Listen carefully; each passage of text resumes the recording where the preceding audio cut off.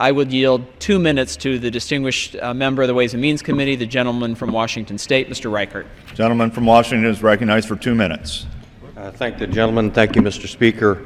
Let me just see if I can simplify this just a little bit. So there's 3 branches of government. 2 branches of the government have responsibility for the budget. And there's 3 pieces to those 2 branches. The White House is one. The administration needs to produce a budget. The House Republicans need to produce a budget. The Senate Democrats need to produce a budget for the system to work. Well, the President has produced his budget. Even though we may not agree with it on this side of the aisle, it's increased our deficit from 11.4 to 16.4 or $5 trillion. And some people at home may not really grasp the concept of 16 trillion. Let's just talk about 1 trillion. If we spent $1 a second, Mr. Speaker, how long would it take us to spend that $1 trillion? 36,000 years. We are 16 of those in debt. 16 of those in debt. It's time for the Senate to do their job.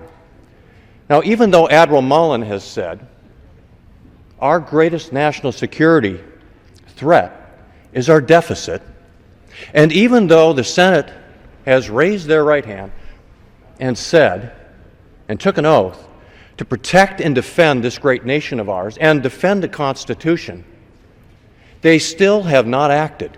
They still have not done their job to protect and defend, to uphold the oath that they took.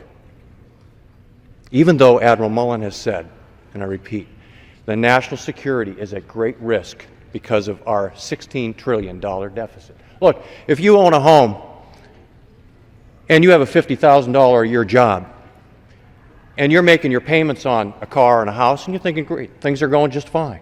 But you know, I want to add to that.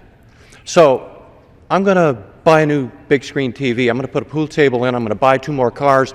I'm going to put a pool in the back. I'm just going to fix the place up, and all of a sudden you realize I can't pay for it.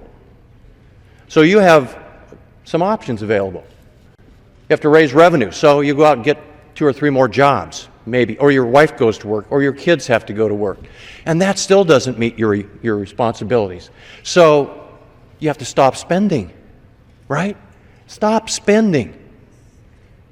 The only other option now is get rid of some of the stuff you can't pay for, because even though you might have stopped spending and you've taken another job and you've raised some revenue, now you got to get rid of stuff.